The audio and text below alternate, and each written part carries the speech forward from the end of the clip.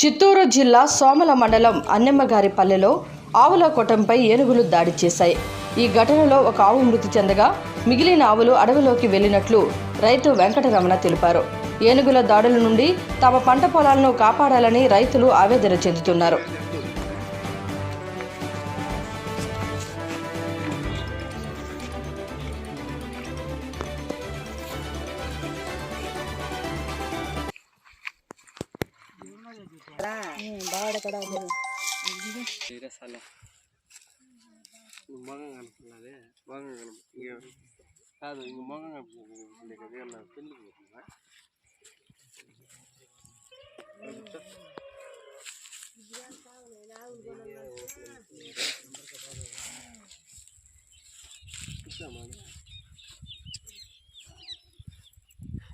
మా అన్నిగారిపల్లి. నా పేరు వెంకటరమణ, వెంకటరమణ.